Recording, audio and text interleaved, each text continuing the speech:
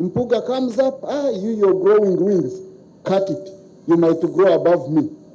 Segona, no, we don't care whether you're a perfect legislator. We don't care, but we are going to bring a musician. Gambo ebyogeddwa Deputy Speaker wa Parliament w'eggwanga nyaffe Uganda olunaku olwaleero omukulu Thomas Tayebwa birese ab'ekibiina ki The National Unity Platform nga si basanyufu n'akamu yadde okutwaliza awamu omukulembeze waakyo His Excellency Bobi wamu n'abalala. Ono mwabadde akonjera n'okuba ng'ayogera ebigambo ebyandibanga bikosa ne ssekkosa yenna omukulu Mathias Walukagga wamu n'omukulembeze we Robert Kyagulanyi Ssentamu era nga Deputy Speaker Honorable Thomas Tayebwa yeewuunya bwewuunya ngeri Bobi Wine yasalawo kubanga alonda omukulu Walukagga wabula n'asuula ebbali Segona ateera wamu ne Mathias Walukagga. Katugende mpola osanga tunannyonnyoka ebigambo ne context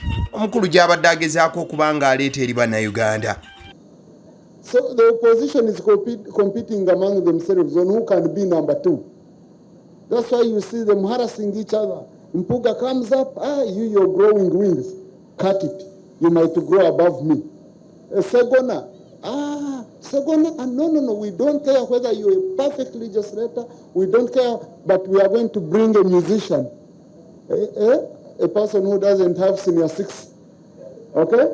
To come and repress Segona. Honorable Thomas Tayebwa abadde annyonnyola nti ab'ekibiina ki NUP oba n'ebibiina ebirala eby'opposition bwe bibanga birwana naddala mu kaseera kano ak'okuba nti nno buli omu alwana okutuuka mu ntebe agamba nti ebibiina bino abirabanga ebisaazi birwanira kifo kya kubiri wabula so si kifo ekisooka ekyokufuna ani anaafuuka president. Mukadde ke kamu ono Deputy Speaker oba amyuka Speaker wa Parliament w'eggwanga nyaffe Uganda agamba nti bano baalaba Mpuga atandise okukula ng'afuuse omusajja ow'amaanyi ne basalawo kubanga bamutema ne bamuteeka wansi olw'ensonga nti yali tasobola kubanga afuukawo omusajja w'amaanyi okusinga omukulembeze w'ekibiina. Mukadde ke kamu annyonnyodde n'ekyokubeera nti yeewuunya engeri NUP gye yalabanga Segona musajja mulungi nnyo mu kuteesa wabula negamba nti newankubadde musajja mulungi nnyo mu kuteesa kabaleeta omusajja atalina yadde certificate ya senior 6 basobola okuba nga bamukwanga ekifo kino. Now, if your intention is to build a party and serve a country, do you replace Segona with Walukagga? For God's sake, with Walukagga? And then you want to go into government. I thought the Segonas would be the Attorney Generals if you go into government. The Mpugas would be Prime Minister. But Walukagga. Kaseko owulidde Deputy Speaker Thomas Tayebwa ateekako agamba nti yeewuunya nnyo ekibiina ki NUP engeri gye kiva eri ne kiddira Segona ate ne kimusikiza Mathias Walukagga. Agamba nti ddala kire ekibiina wano kiba tekyagala kugenda mu gavumenti oba kiba tekyagala kukeera kifuuke gavumenti oba kitwala obuyinza obw'eggwanga nyaffe Uganda.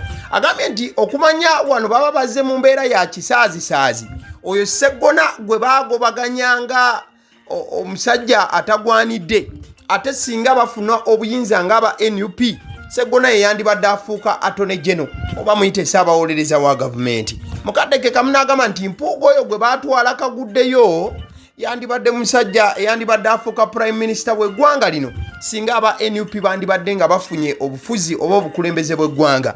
Wabula agamba nti engeri gye bataakola kino wabula bano nga bagobaganye kiba kiraga nti bano baba ddala tebeetaaga kufuuka gavumenti oba kuyingira batwale obukulembeze bw'eggwanga.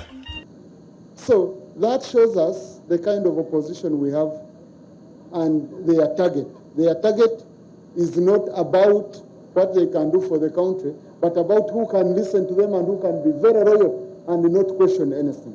So you have made the right decision for abandoning a sinking ship, a struggling ship, and you join the party that is in charge. Akira Deputy Speaker agasseko nti bino byonna ebikolebwa bikulaga ekika kya opposition kye bali bano banna NUP bwagambye nti bano tageti yaabwe si yakufuuka bakulembeze ba ggwanga wabula bo tageti yaabwe yakulaba muntu ki gwe basobola kubanga ali kitundu ku kibiina kyabwe wabula nga asirika n'abeera ng'agendera ku ebyo byonna ekibiina bye kyogera nga talina njawukana yadde n'okubaako kye yeemulugunya wabula okugamba nti our man oye. We have a saying in my culture which is a bit stubborn, that whoever is on top of your mother is your father.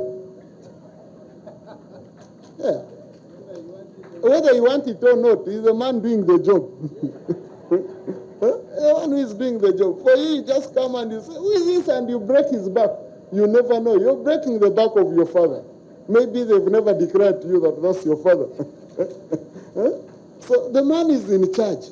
And I don't see any signs of him having a threat, apart from seasonal threats, like how rain is come and disturb us, and then they go. Kifaananyi kyolaba kya His Excellency Bobi Wine bwe yali ng'asisinkanyeko Deputy Speaker Honorable Thomas Tayebwa gye bivuddeko ku mukolo ogumu era awo baali bawayaamu n'okuba nti nno beewa akafumito oba giyite hag mu layini emu oba endala wabula ebigambo ebibadde byogerebwa Deputy Speaker olunaku olwaleero bibadde biraga nti talinaamu kantu konna kasobola kubanga alekeramu bannakibiina ki NUP okulina omukulembeze waakyo Robert Kyagulanyi Ssentamu era nga mu bigambo ebyo ebisembyeyo by'owulidde annyonnyola abadde agamba nti ewaabwe gyasibuka balina enjogera egamba nti bw'osanga omuntu ng'ali ku ngulu kwa nnyoko nti oyo abeera kitaawo era tolina kutandika kubanga omulwanyisa yadde okumumenya omugongo olw'ensonga wandimalizanga kitaawo gw'omenye omugongo agamba nti wadde ebigambo ebyo bicaafu wabula yenjogera yaabwe oba eva waabwe gyasibuka mu layini efaananako bw'etyo. So Deputy Speaker olunaku olwaleero abadde alina engeri gy'awewulamu ekibiina ki NUP wamu ne opposition ng'agamba nti bano omulamwa gwe baliko si mulamwa gwakulaba nti batwala buyinza wabula balwanira bulwanyizi kifo kyani anaakwata ekyokubiri.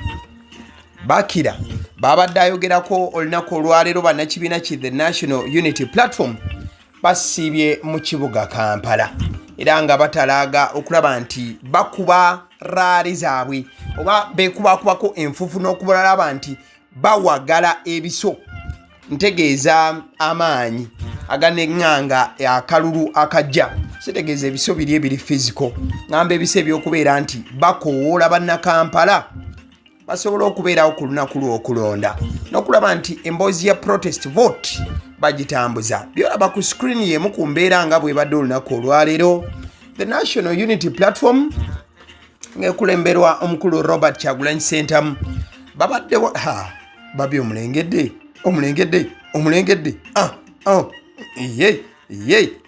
n'omukulu n'asembera ate kati naagukulekera nakulekera omukisa gulo ogw'okubeera nti okuba ekitaguro nga nze siriko ekitaguro nasamba nakuba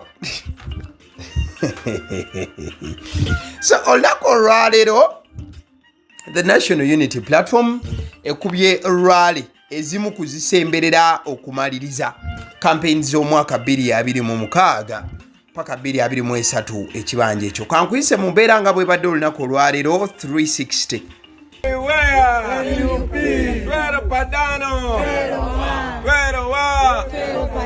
olutalo nga luwedde tuliyambale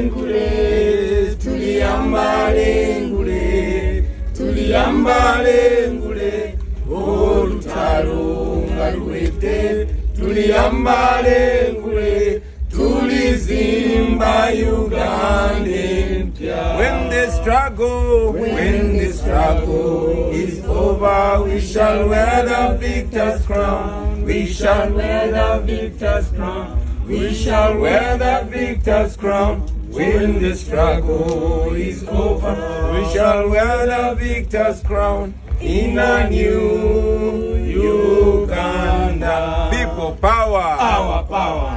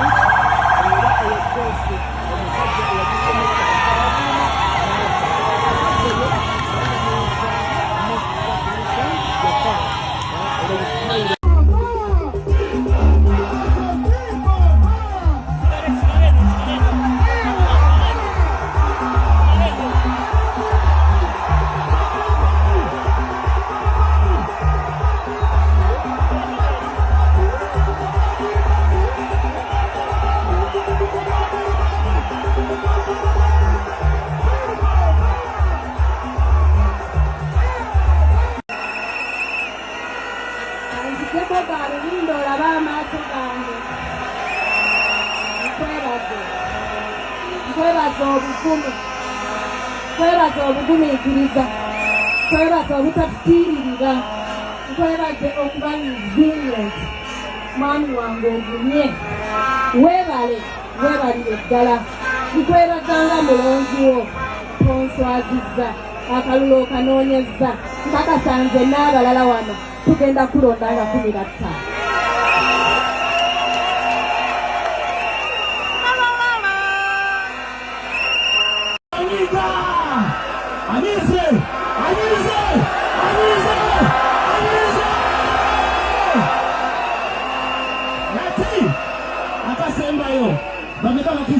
Nolemerako olubero omusadase nekibana bwavayo naye gwe nosirikira gy'olyobero tusadase abaana bageto bano bona bwe balemerako bona mukadde tumutya buti naye nga twanyize walayi na mukadde tumutya buti naye nga twasazeewo mapesa naye nga enaziga Bible Definitely. Do you want to tell me you're a subscriber of AGALIWO and you've not got a 360 of exactly what happened today? Onabeera tolimbye bulimbi mukwano gwange sobola okulagako ku bifaananyi embeera nga bwebadde mu kkubo empi waliwo beziyiseemu nga bw'osobola okulaba awo. Abantu babadde bajjudde ku makubo ag'enjawulo. Olunaku olwaleero okulaba nti baaniriza omukulembeze waabwe Robert Kyagulanyi Ssentamu era gwe bakkiririzaamu n'okulaba nti enkyukakyuka bagamba nti omwaka 2026 akadde kandibanga keekaako buli akkiririza mu nkyukakyuka okuba nti agenda kugirabako. Kugambye abantu babadde ku nguudo ez'enjawulo omukulu babadde baamulinze dda newankubadde nti ebibadde bisoomooza bibadde bingi nnyo road blocks ez'enjawulo but kibadde kirina okuba nga kiggwa wali ku Aga Khan ku kisaawa awo badde balina okubeera nti bakuŋŋaanira olunaku olwaleero. So sobola okulaba okuviira ddala mu nguudo. David Lewis Rubongoya olunaku olwaleero yabadde bakuyita kuba nti yalidde empanga olw'ensonga nti Kampala Central ye constituency ye era wagenda okuba nti yeesimba nabwe ekityo omulundi guno yabadde ahostinze omukulembeze w'ekibiina ki The National Unity Platform. Sembeera bwetyo bwetambudde side eyo mukwano gwange bakkira bwe tuba nti nebigere bitubitandulidde ne tubijjako kaawo tusobola okuba nga amaaso ate tugolekezaako side eri ey'ekibiina ki The National Resistance Movement. By the way, osobola okuba nga weewuunya nti ebibiina ebibiri ebisinga okuba nga binyenyezaamu byonna bitandika na N eri bagiyita NRM endala bagiyita NUP. Kali so olunaku olwaleero ne NRM ebadde kuba campaign zaayo eziddirira ezisembayo. Yes, eziddirira ezisembayo era nga babadde kaseese mukwano gwange namunju w'omuntu azze ekyenjawulo nti namunju w'omuntu ono abadde ayambadde kayero ye abantu abawagizi b'NRM bano balina engeri gye bategeeramu ekintu kino nti bambalira ddala yero kati kamera egenda okukwata ng'olaba yero This is Edrisa Msuza. Kenzo. Olako olwaleero Kenzo still mulabyeko awo afunyeko ekifaananyi n'omukulembeze w'eggwanga. I think this is an addition to many more that he has had with the Fountain of Honor. Definitely. So olako olwaleero President Museveni ayiseeko Kasese Bukonzo East Kasese district abantu babadde bamulindiridde ddala Busongola North kibityawo nga bateekateeka ate ebinaaba biddiridde mulayini efaananako bwetu. So abantu babadde very very happy okulaba nti baaniriza omukulembeze w'eggwanga. In fact alina obubaka bwawadde atusobola okuba nga tubuyitamu koko wano ate tusibule. It is very important for people to really wake up and know how to get out of poverty. What the NRM has been telling you is not a story. It is correct. If you do it, you will get out of poverty. Here in Kasese, we need to add irrigation in all other parts of the country. I can show you the example of irrigation. Engeri gyekiri nti ekibiina ki NRM kitambulira nnyo ku mubala gwa protecting the gains. Olako olwaleero President Yoweri Kaguta Museveni abadde annyonnyola abantu beeno n'abagamba nti kyekiseera bijje mu bwavu. Era ng'abagamba nti basobolera ddala n'esse kusobola yenna naddala abantu b'e Kasese bano. In fact mu budde bwe bumu abannyonnyodde ku nsonga ya irrigation abalimi mubitegeera bulungi. I don't know which kind of word we can use to translate the word irrigation to Luganda. Enkola eyo ey'ekizungu ey'okufukirira ulateera waliyo n'enkola ey'ekiganda ey'okufukirira. So irrigation tetusobola kuba nga tukiyita kigambo nti enkola y'okufukirira ey'ekizungu. Olw'ensonga waliwo n'abakozesa obugundi obuplastika ne basalasala ne bateekamu amazzi ne gaba nga gatonnya mpola. Kale okufukirira oba enfukirira ennungi egwanidde abalimi okubeera nti bakozesa. Bw'omu ku bubaka omukulu bwawadde abantu beeno. In fact n'okubeera nti abapresentingira manifesto ya 2026-2031 eya the NRM. So abantu ba Bukonzo East Constituency eyo abannyonnyodde n'abagamba nti future ekyaliwo nnyo nnyini ddala balina okulaba nti nno bateekawo emirimu n'okulaba nti agriculture oba ebyobulimi babyongeramu okubifuula ebyokufuna ensimbi. Ate era mukaddeke kamu n'engeri gyekiri nti Kasese ine ebintu bingi ebyokulambula nawe n'abitunuulira mu kosaidi awo. Agamba nti manifesto ya NRM bane batunuulidde era balowoozezaako. Kakasa bukakasa tewandibanga olina kingi ekyobanja okuva eri agaliwo. Kale nzikiriza nkutegeeze ku bannaffe aba Honeybites bagamba nti bo omulimu gwe bakola gwa kukolera byakulya eby'abaana abadda ku masomero. Bwe tugamba abaana abadda ku masomero saabo bokka abadda ku masomero wabula n'ababeera ewaka balina package ey'ebyokulya eby'abaana mu line efaananako bwetyo. Gwe bakubire bukubizo bagambe njagala package y'ebyokulya by'abaana abali ku masomero oba abaana abalya ebyokulya.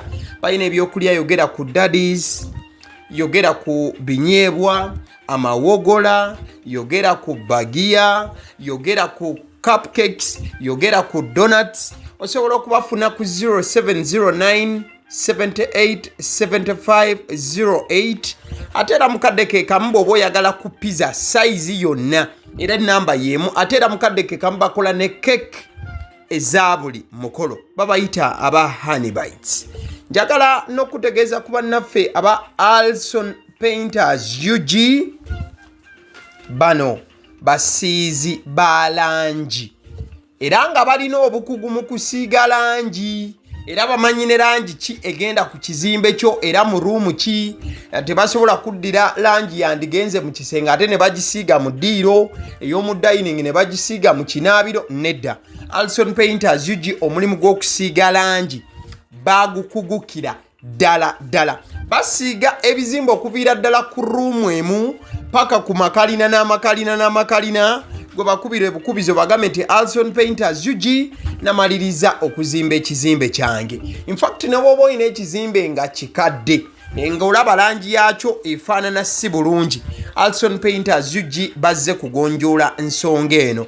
Bakubire ku 0705 1936 36 be bannaffe aba Alson Painters UG aba Sedi Omusunsuzi erinnya eryange yenze aba Sedi Omusunsuzi yenze atuula emabega w'omuzindaalo buli lunaku era ly'eddoboozi ly'owuliriza ku mukutu guno aba Sedi Omusunsuzi ly'eddoboozi eryo era ng'omukutu kwoli gwe guno ogwagaliwo nagamba nti information yonna gy'olaba ku channel eno tetugattamu kintu kyonna ate tewali kye tutoolamu information nga bw'eba eyingiddewo ffe bwe tugikwata ne tugikuwa kati gwe omulabi n'osalawo ki ekyokukozesa information eyo kati kyogenda okukola mukwano gwange bw'oba omaliriza okulaba vidiyo eno likinga commentinga ki kyolowooza mukadde ke kamu subscribinga bwoba nga omukutu guno oli mupya ate era mukadde ke kamu sharingira mikwano gyo girabe vidiyo eno ate ne videos endala ku mukutu guno Agaliwo YouTube channel mwebale kutulaba.